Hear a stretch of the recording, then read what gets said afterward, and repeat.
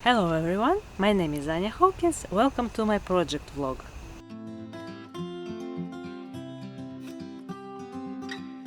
Today I'm doing something a little different.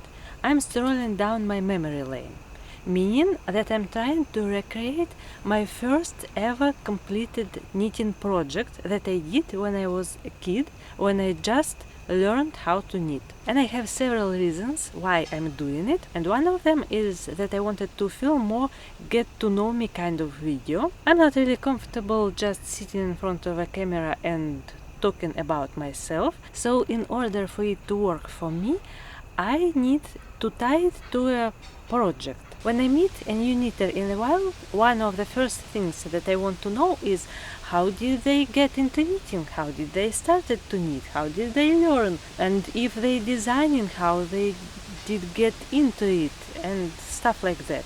Another reason why I wanted to recreate my first ever knitted project is that I actually need one. My first project was a set of coasters. They basically were glorified swatches, square, with a little loop in a corner. I don't have them now because it was a long time ago, and we used and used them until they completely disintegrated. And since then we didn't use coasters in our home, but right now I'm in need of a set like that. I recently restored a piece of furniture in my home. It's a little side table that I use when I'm sitting in front of a computer as a coffee table or tea table. I put my cup there, and that table, well, it's not actually a table, it's more like a high stool. It is very comfortable, I like to use it, it's exactly the right height, but it was the ugliest thing ever. And I was kinda blind to how ugly actually it was, because it's old, it's very old. At some time in the past it got scratched and stained, and there was a burn mark, and there was some drops of dry paint on it, and eventually it was covered with this self-sticking plasticky wallpaper, and it got worn out, and then it was covered with another layer of such wallpaper. I don't like that solution at all, and it also got worn out, and well, it was ugliest thing in the world.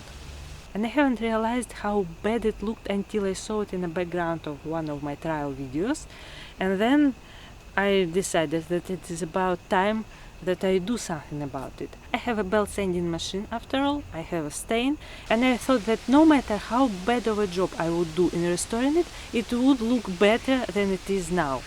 So I did it. I sanded it, and it shined like new. And it's a real wood, it's cedar, and to keep it covered under this ugly wallpaper, it's... who does that? Well, apparently we did, but now it's sanded, and I stain it, and I absolutely love how it looks now. It's nice to touch, it looks beautiful, and the surface is not reflective, which I also like very much.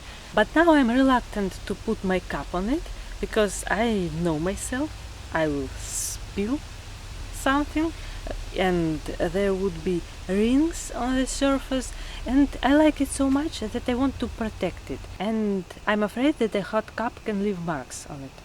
So I need a coaster, and when I realized that I need a coaster, that's when I remembered that coasters were actually the first thing that I knitted like ever. So I thought that it would be interesting to replicate them exactly as they were. Well, as I remember them at least, because I'm pretty sure that I remember them correctly. Basically, I don't want to use my knowledge about knitting as I have it right now. I want to knit them in a way that I would knit them back then, when I knew about knitting very little. And it would be a small, fast project, and now I need to find the yarn for it. And I thought that while I would be knitting them, I can tell you a story about how I learned to knit, because it is quite amusing story, I think, and quite typical of me. So I guess I will see you all when I will be knitting my coasters. Hello everyone, this is a little unexpected update. I'm in my attic / storage space, specifically yarn storage space, and I just made an incredible discovery. So I just had to go down, take my camera up with me to show you what I found. Well, first let's backtrack a little. First I dug into our family photo archive. I didn't hope to find anything, but I thought that I would check. And I actually found a couple of photos where I'm working on my coasters and where you can see them finished.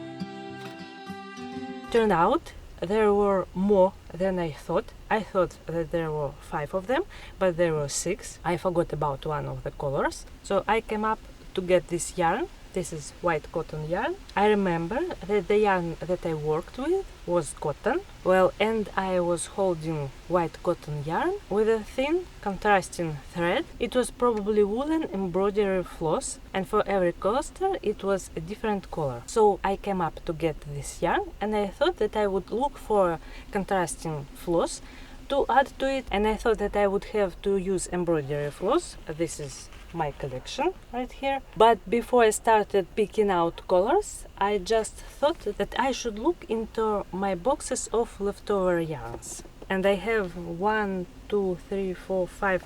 I have 5 boxes with leftover yarns. They are stored like that. And I thought that I would, just in case, to dig through them to see maybe something in here would be a better match in terms of colors. And then at the bottom of the last box I found this Ziploc bag of old threads, and it's the same threads that I used back then. They are still in our storage. There is not every color here, none of the pink left, but it's not just suitable thread for my project, it's the same thread.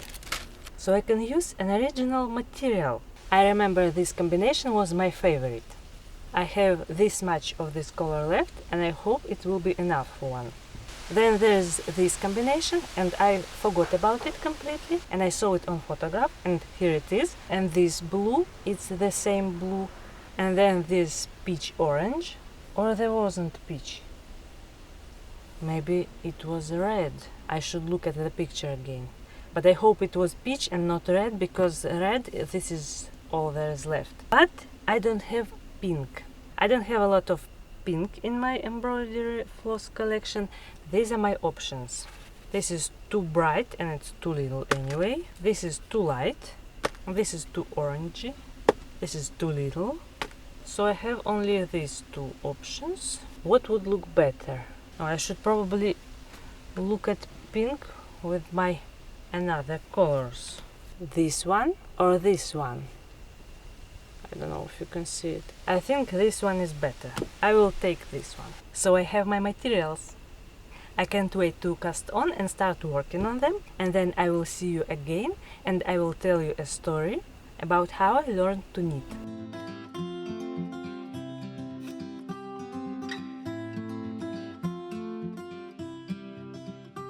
I'm knitting one of my coasters that was in the previous incarnation my favorite combination. This purple thread, it's original thread that was used in my childhood project.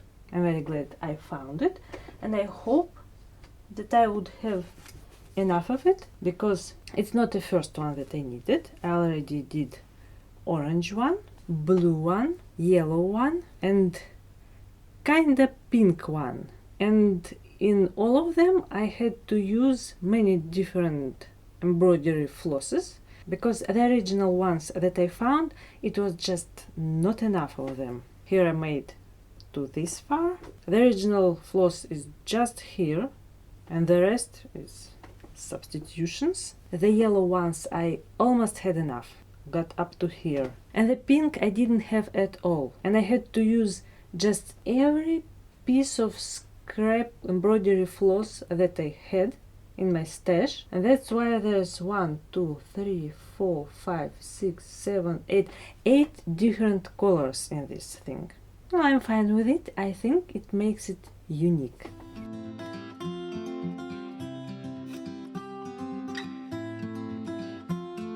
So I promised you to tell you how I learned to knit. We always were a crafty family. Everyone always did something, whether it was sewing, embroidery, origami, papier-mâché, toy making, wooden button making, beading, pottery, sculpture, cross-stitch, creative writing, costuming, fabric application, quilting, crochet, or knitting. Everyone always did something. We are all kind of a collectors of skills and hobbies. And knitting was just one of them. It's only now that I consider knitting the true passion, the one craft that I will always do as long as I would be able to. But back then it wasn't a very serious hobby. I learned as a kid, I don't know, maybe somewhere between 7 and 10 years old, and it wasn't one instance in particular where I learned. It was many times across many years. I occasionally would ask my mom to show me how to cast on,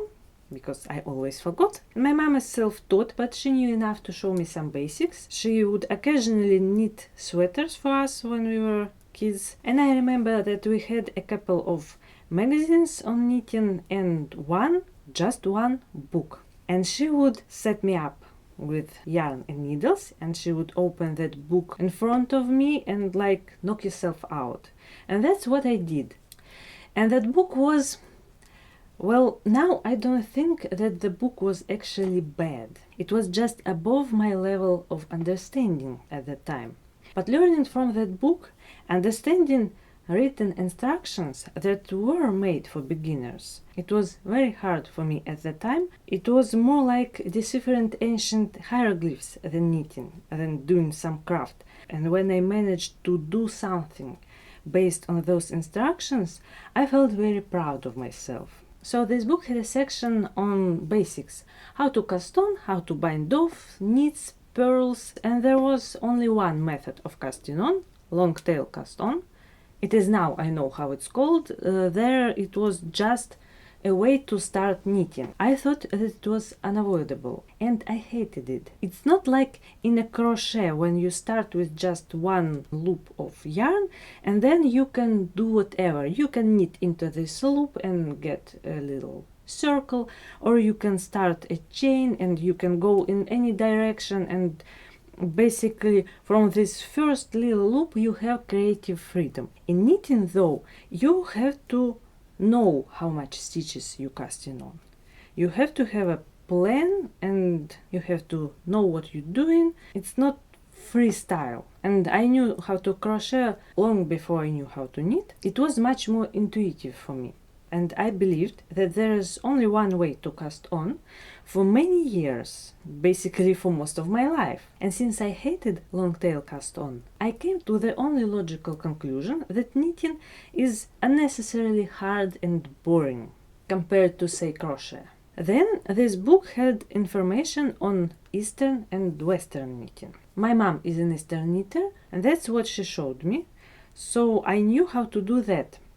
Western knitting, from those written instructions, I never figured it out. The instructions just didn't make sense for me. What described there was, as I thought, was just physically impossible.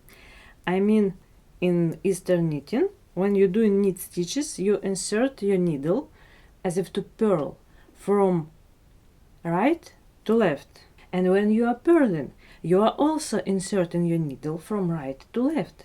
But in order to knit Western style knit stitch, you have to insert your needle from left to right. And I thought as a kid, when you're holding your needle, that you need to insert somewhere.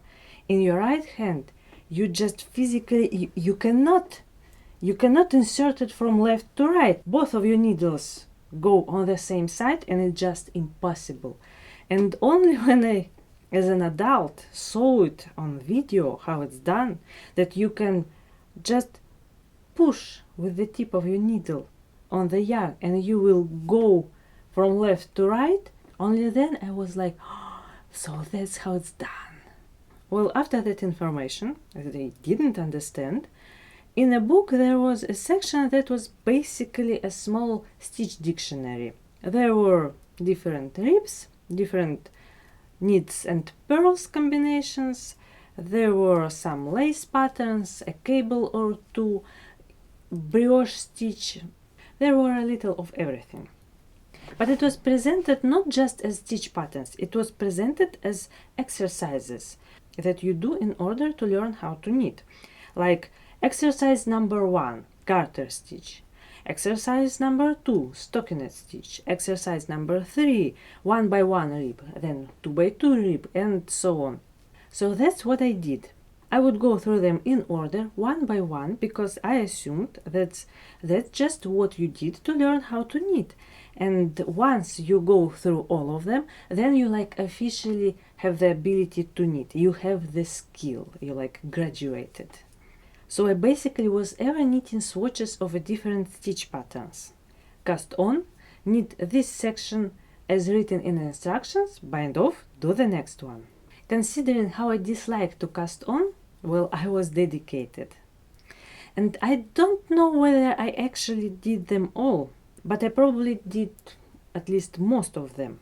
And at some point in the process, I got tired of knitting swatch after swatch after swatch, and that's when I came up with those things. And I came up with them myself. I just took one of those exercises and I made it bigger, I made it square, and I realized that I can combine knitting and crochet in order to make this little loop in the corner. And I was especially proud that I invented the way to make a more interesting yarn by holding my white yarn double with some colorful embroidery floss. I came up with this known by basically everyone technique by myself. So the point of my story is that when I learned to knit, I believed that once you learn how to cast on, bind off, and learn how to do different stitches, then basically you're on your own. It is your job to come up with something that you can do with those skills. And that is an impression that I got from this craft as a kid. And after that I didn't knit for years. I was big on the cross stitch. But that early impression is really shaped my relationship with knitting. And even now my process is not to start with some project. It always starts with the yarn. I get my hands onto some yarn, I see it, I feel it, and then it's like the yarn itself dictates me what it can become, what it wants to be. For me, knitting is all about invention. I almost never start with some particular idea and then look for yarn for it. To me, it's not as interesting as the other way around. But here's the funniest part of this story.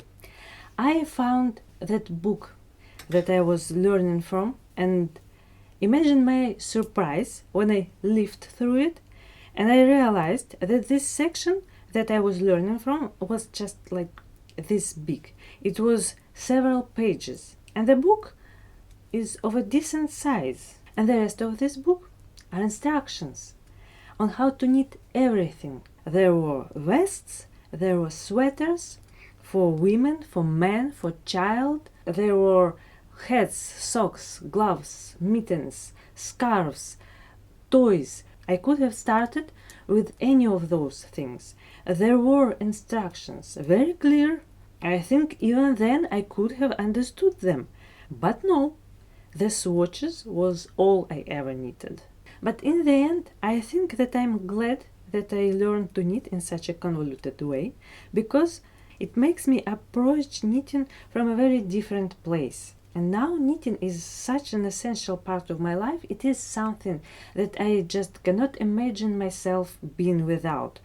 And it's not like the knitting itself suits my personality so much. It's like I made my knitting into something that suits my personality perfectly.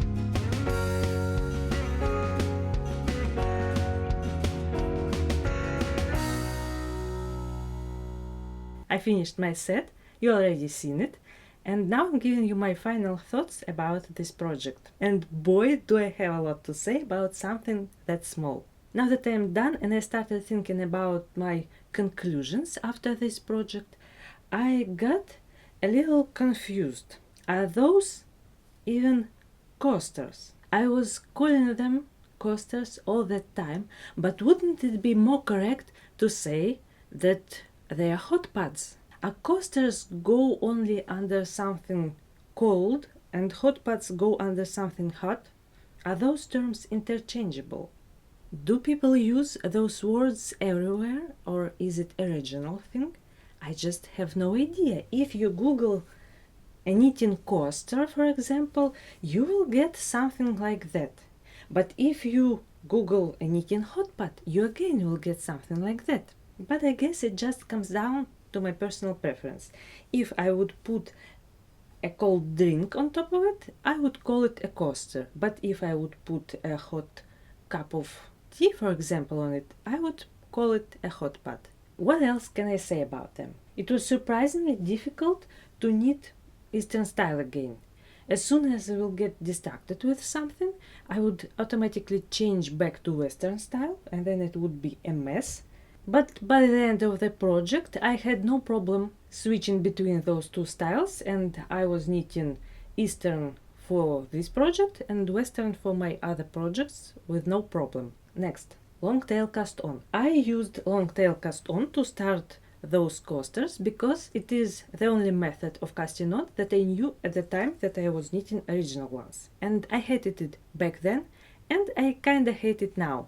I was even surprised that I remembered how to do it without referring to some books or videos, because I didn't cast on this way for years. And I don't know, maybe I'm doing it wrong, but when I'm casting on with two strands, this here is working yarn, this here is the tail, and by the time I finished all those movements, one of the strands is getting untwisted and another getting additional twist, and it's a mess and I don't like it. So I gave this cast on method another chance, and I still don't like it, and I will never use it again. And about my original plan to use it for this little table thingy that I have, it is always right here when I'm working on my computer. It is where I put my drink, and if you remember, I started this project specifically because I needed something to protect this surface. Well, those coasters, hot pads, they're not needed here because this thing is already busted. It still looks way better than before I stripped it, sanded it and stained it, but the thing is, I don't know first thing about restoring furniture. I don't know what stuff to use, so the surface would be protected from the stuff I use it for. Like, I put my notions here, and it is all covered in little scratches because of scissors and needles and stuff. And I already have whitish spots where I placed my hot drink, and I did use coaster. But it was just not enough. The high temperature did go right through, and still I got some discoloration. So now I'm down to using this wooden thingy as my coaster, and this one are going to go into the kitchen, and I have no doubt that they will see a lot of use there. But the main thing that I can say about this project is that they were very fun to work on. It made me remember a lot of stuff about how my journey began, and that's the main reason that I needed them in the first place. So, thank you for going along on my journey, and I will see you soon. I recently restored a piece of furniture in my home. It's a little side table that I use when I'm sitting in front of my computer.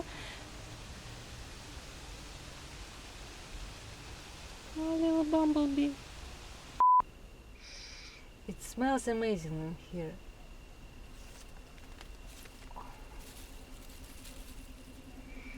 It's those straw flowers. And they will keep smelling all winter. I just love those flowers. What the f is happening here? To this day, my process is to take yarn, look at it, feel it, sniff it sometimes, often, always. Because if it stinks, I would not use it, okay? It suits me perfectly. Don't get distracted.